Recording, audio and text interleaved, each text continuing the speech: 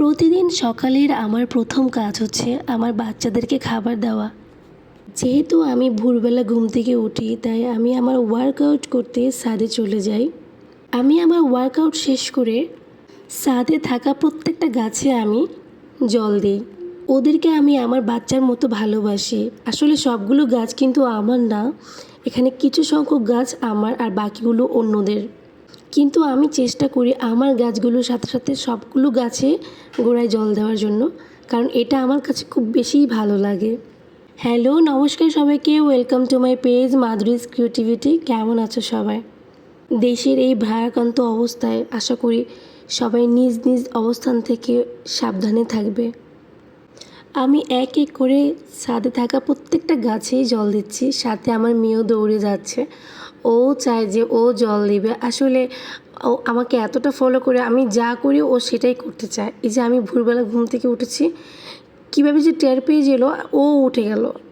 আসলে প্রতিদিন আর ওকে এই অভ্যাসটা করবো না, যেহেতু বাচ্চা মানুষ এত সকালে ঘুম থেকে উঠলে ব্রেনে একটা আঘাত পড়তেই পারে। ছাদে এতগুলো গাছ, সবগুলো গাছে আমি জল দিই। অবশ্য আমি অ্যাপ্রিসিয়েটও পাই, যদিও ভালো লাগে অ্যাপ্রিসিয়েটটা। আসলে আমি অ্যাপ্রিসিয়েট পাওয়ার জন্য করি না, আমার এমনিতেই ভালো লাগে তাই করি। এই যে এখন চলে আসলাম আমার বারান্দায়, এটা হচ্ছে আমার দ্বিতীয় স্টেপ। আমার বারান্দার গাছগুলোকে আমি একটু খাবার দিয়ে দিচ্ছি। আমার বাসার সবথেকে শান্তির জায়গা হচ্ছে এটা আমার। আমি এখান থেকে মনে হয় অক্সিজেন নেই।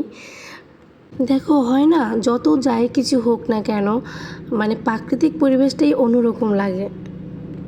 আমার তো একটা দুটা বাচ্চা না, অনেকগুলো বাচ্চা, ঘরে বাইরে ছাদে। এটা হচ্ছে আমার বাসায় এন্ট্রি সাইড। সো এখানেও আমি কিছু গাছ রেখেছি, আমার কাছে খুব ভালো লাগে। তো এগুলোকে আমার খাবার দিতে হয় টাইম টু টাইম। আমি গাছ খুব বেশি ভালোবাসি। একটা সময় পশু পাখিকেও অনেক বেশি ভালোবাসতাম, এখনও বাসি, কিন্তু আগে ছোট ছিলাম তো বুঝতাম না, আমি পাখি পালতাম।